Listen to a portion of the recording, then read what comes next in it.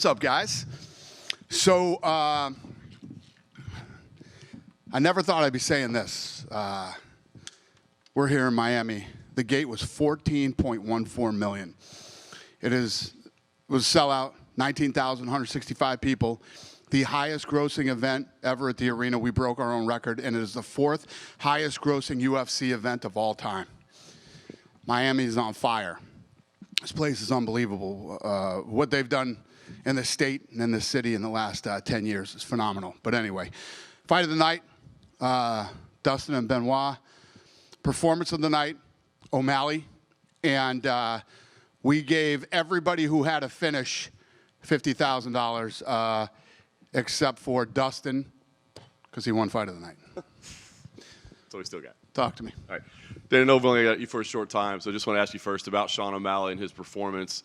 He wanted to finish his first title defense, but he didn't get that, but he looked absolutely fantastic. So what did you think overall of his performance? He put on a clinic, and I don't know if anybody can finish Chito Vera. I mean, that guy's got a chin like nothing I've ever seen. Ate those 2 knees. Big shots all night. I mean, everybody knows the power that O'Malley has. He ate all those shots, even shots to the body that he took, kicks and punches to the body. Chito Vera is one of the most durable fighters I've ever seen. Yeah. You talked about the incredible gate tonight. I think they said on the broadcast it was one of the highest gates that didn't involve Conor McGregor. So I guess where does Sean stand in terms of star power for the company and biggest bantamweight fight of all time? If you based off energy, excitement, gate, and pay-per-view, it's by far the biggest fight ever in the bantamweight division. Where do you see his ceiling? I mean, our comparisons to Conor McGregor, I know that's a little bit tough. He's one of a kind, but I mean, is he one of the biggest stars we've ever seen? He's on his way. Yeah, he's on his way. He's the biggest star ever in bantamweight history. We can say that right now. Definitely. What do you make of these call-outs of Ilia Topuria? I mean, is that something that you're even considering right now, or is it too soon to be talking about moving divisions? Well, it's not Tuesday yet. On Tuesday, maybe we can talk about moving divisions. Yeah, I don't know about moving divisions. Yeah. You know how I feel about that. I mean, even Topuria was talking about not fighting anybody in the division after just winning the title. Yeah. That's crazy talk. I want to ask you about Dustin Poirier as well. Obviously, future Hall of Famer, legend, fight of the night. I mean, what did you think of his performance and him at this point in his career? These are the kind of fights, when you talk about let me think of how to say this. The fight that he took tonight with Benoit. I mean, everybody, when the talk first started, and everybody was like, "Ooh, this is a bad fight for Poirier," blah blah blah blah blah. And then Poirier came out and said, "You know what? I didn't die," and all this other. This is shit that makes you a fucking legend. These are legendary fights. When you go in and you face a guy who is a savage and looks like you can't win this fight, or people think you can't win this fight, and then you go in and do it in spectacular fashion the way that he did tonight. A lot of these fighters get very, you've heard it many times in the past. They want me to lose, or they're trying to make me lose. I heard some nutty shit the other day from somebody that I won't even mention, but we don't determine whether you lose or whether you win. You do. What we try to do is put on the best match-made fight that we can possibly do. And that's why big stars are built in the UFC, and legendary fights happen every weekend. Nice. Last thing for me, given his legendary status and his performance, when it is Tuesday, is he in the conversation for a title shot in his next Poirier? Performance? Yeah. I mean, Poirier, again, like I just said, I just went through that whole, his stock again goes through the roof. At his age, all the things he's accomplished, all the things he's done, look at what he did tonight. And I don't know if you guys are too busy typing or whatever the fuck it is you guys do during fights, but if you stood up during that fight and saw the arena, it was insane. It was insane. People were going nuts. Yeah, Poirier went to a whole nother level tonight with this fight. Dana, what did you make of Michael Venom Page's UFC debut? I mean, he shut down Kevin Holland. Kevin Holland looked incredibly frustrated. What did you make of him? Yeah, listen, he's got that style that's very, he's a counter striker and flashy, and we got to match-make his next fight the right way. Did you feel like Kevin sort of, I don't want to say gave up, but in the third round was clearly just like, I don't know what to do with this guy? I don't know if he gave up. I had Michael winning the first round. I had Kevin winning the second round, and then you got to go in and whoever wins the third round. That's probably the first time that Kevin's ever fought anybody cockier than him. Earlier this week, Mike Tyson has been announced a return to boxing. I know in the past you said you didn't want him to fight again. You tried to talk him out of fighting again. Have you spoken to him about this one? He gets mad when I do this, but Mike's 60, man. I don't know. What do you guys think about it? Who gives a shit what I think? It's not my fight. I love Mike Tyson, you know, personally as a friend, and he's one of my favorite athletes of all time. I don't know. Let's see what he can go in there and put together a training camp and come in. And you know, I don't like to see guys fighting it. Be a 31-year age difference during that fight. Just you guys know what I think of that stuff. That said, it is on Netflix, which is a new development, right? Them getting into live sports. Obviously, you have a TV deal coming up soon. I think that Netflix should have gotten into live sports years ago. I think they're late to the game, but they are a force. They're a force, man. And when you look at the amount of homes that they're in worldwide, you guys heard me talk about this show, Reacher? I posted about it. I love that show. I hate fucking TV. I don't watch any TV shows, hardly ever. Don't watch movies anymore. But I love the show Reacher, right? I can watch Reacher whenever I want to. I can watch it when I get home. I can watch it next week. Right? Live sports like this event tonight, you had to watch tonight. As all these massive streaming companies start to get bigger and bigger, they have to be involved in live sports. Safe to say you'll be talking to them when your TV deal comes up? I'm sure we'll be talking to everybody. Last one from me. Conor McGregor says he still wants to fight in June, and he also mentioned he wanted to fight Nate Diaz in the Sphere on Mexican Independence Day. Do either of those two interest you? I'm looking for Mexicans at the Sphere on Mexican Independence Day. Nate? Huh? Nate Diaz. Oh, okay. Yeah, no, I'm not doing that fight. Yeah, right here. Yeah. I know you gave them bonuses, but what did you make of the performances of Curtis Blades and Jack Della, like two guys that seem to be down on the scorecards and picked up more comeback wins? Yeah, I agree. Look great. Yeah, you nailed it. I don't know what else to say other than what you just said. We had two interesting entrances with Michael Venom Page came out with like the cape and the Undertaker thing. He said that even the UFC kind of helped him out a bit, and then Michel Pereira got approval to do his dance routine when he walked out. So are we going to see more of this in the UFC? I know it's not something you've normally done in the past. No. So not a fan. No. Joanne Wood retired after the first fight. What do you make of her career in the UFC? I know she never got her title shot, but she seems to be one of these beloved figures. Awesome human. Yeah, she's an awesome human, an incredible fighter, and I couldn't be more happy for her. I know that, I don't know how many years ago it was, but pretty recent, within the last 5 or something. She went through some hard times and some ups and downs that people go through, and she seems like she's in a really good place. She seems like she's really happy in her personal life and obviously happy enough professionally to finally call it quits. So it could not happen to a better human being. Absolutely love her and wish her nothing but the best. Last one for me. In Saudi Arabia, they've been holding a lot of these big boxing events, with the pyrotechnics and all the glitz and glamour. Not something you also do really with the UFC. So are we going to see a lot of that when you do eventually hold your fight card there? So I think the difference is that, and I don't know this for a fact, but I'm just assuming, the boxing events that they're holding there, they're their events, and they run all the production and everything else, and they put some money into those things, man. They really do. But when we go there, we'll be running the production. Did you see the boxing match last night? Did you talk to Eddie after it? I did not. I mean, I saw it on social media. Yeah. What did you make of that finish in the Francis fight?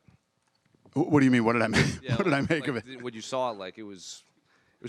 People are saying it's one of the more violent knockouts in boxing history. Yeah, I mean, going into the Fury fight, if Fury trained for the fight and didn't show up and, look like he ate Tyson Fury, that's probably the way that fight would have ended too. I mean, listen, the crossover, you know how I feel about crossovers into boxing, and that's how they end, just like that. Dana, right here to your left. Joanne Wood getting into the UFC Hall of Fame this summer. I saw you guys got to share a moment after the announcement. I guess, what did you guys say to each other, and I guess what does she mean to you in the company? We both said thank you to each other.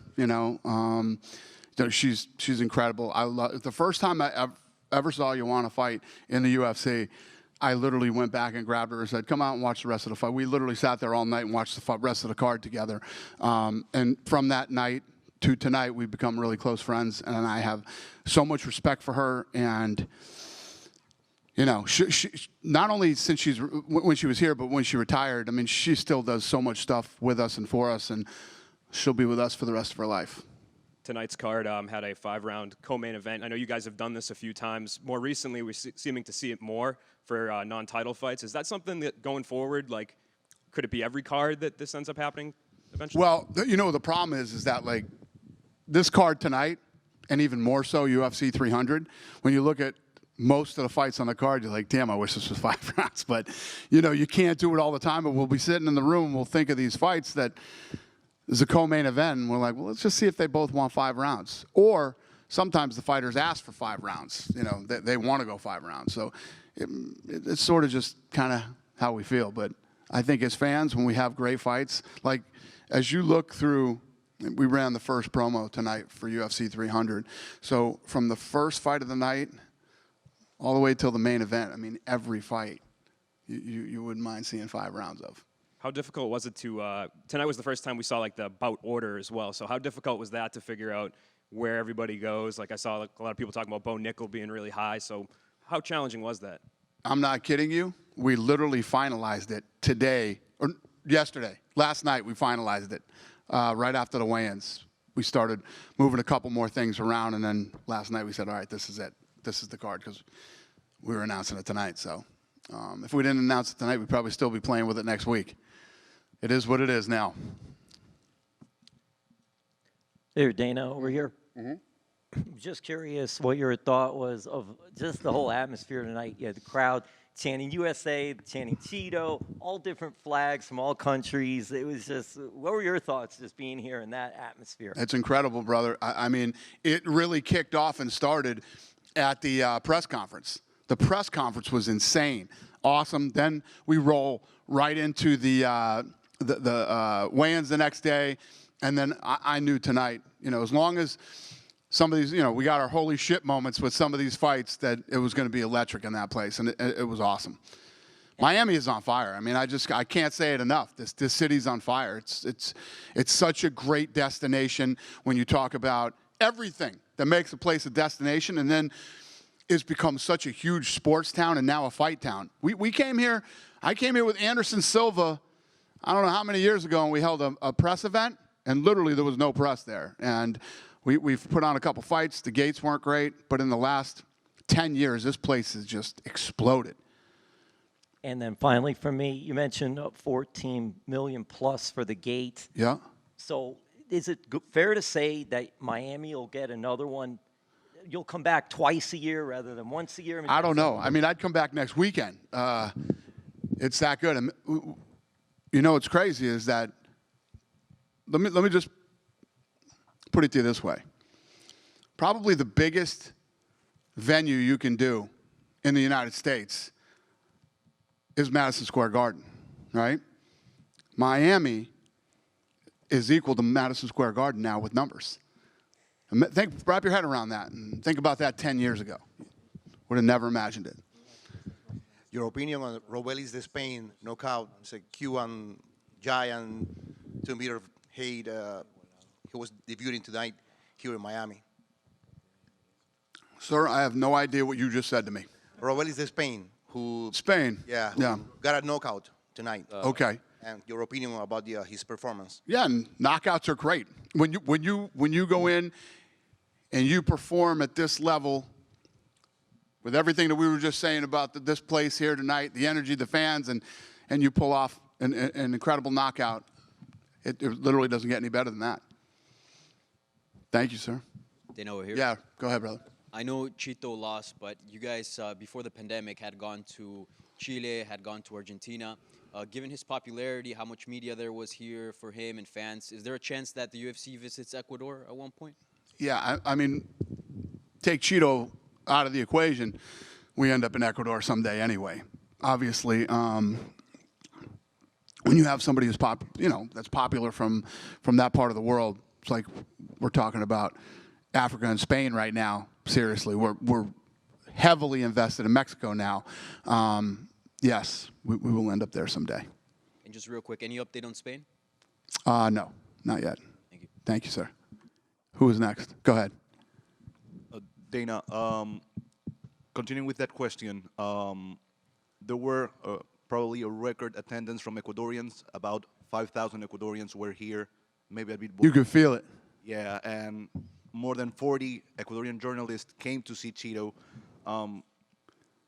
It would be good if UFC goes to Ecuador one day, but what would be your message to Ecuadorian fans that they were, extremely explosive, electric tonight, here and back home? This is what I love about South America. I mean, it's almost like that soccer mentality. They support their own, and they're very vocal, and it helps create this unbelievable energy at sporting events when you have these people from other countries, and Ecuador definitely represented in every way, shape, and form, and it was fun. I mean, you'd hear USA or I don't know what they were saying, something O'Malley, and then you'd hear Chito, and it's the best, man.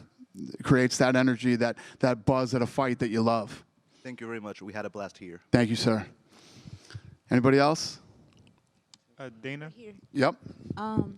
Hello, Dana. Hi. I just wondering, what do you think is coming now for Chito after this fight? Do you think maybe in the future is going to be the third part of this this fight between Chito and Sean O'Malley? Could be? It could be, yeah. He's going to have to get back on the horse and win a couple fights, and who knows? He could work his way back up to O'Malley again, because yes, it's 1-1. So that fight could possibly happen. I'm not even thinking about that or considering that right now, but not saying it couldn't be a possibility. Thank you. You're welcome. Who was the other guy that said? Yeah, Dana, Go last ahead. one. Dana over here. So I know you guys have deals lined up with places, agreements for locations ahead of time, but I have to ask, I had a couple of people approach me after the conference and today after, like you said, an electric energy here in Miami. Is there a chance Miami becomes one of those stables where you go twice a year, or maybe? That's what that other guy just asked me too. Yeah, well, maybe for UFC 305, that's the specific thing they've been asking me. That's interesting. That's interesting, yeah. That's funny. Was that a talk at least, or is that kind of just up in the air? Never even thought it till you just said it. Awesome. And obviously the Dustin Poirier Benoit Saint-Denis, it was a great fight from round 1 and 2 till it ended, but Benoit definitely showed that he belonged. Is that a guy that you guys are going to keep giving these big fights, or? Yeah, no, he's one of the best in the world. Listen, Poirier, like what I said when we started this press conference, what I said about Poirier put on another legendary performance and took himself to another level, and Poirier is one of the best to do it. So it doesn't hurt his stock at all, not even a little bit. He's another one now that's got to jump back in the mix and win some fights. He'll learn from this. Thank you. Was there one more guy that was trying to ask me? Yeah, last one for me. Bryce Mitchell got his camo shorts. Sean O'Malley got his pink shorts. Brendan Allen, upcoming UFC headliner, wants purple shorts to commemorate his daughter, as well as his school's colors. Can you get purple shorts next time out? This is when we know we've gone too long with the press conference, when we start talking about clothing. Sure, he can have purple pants. Thank you. Oh, thank you. Good night.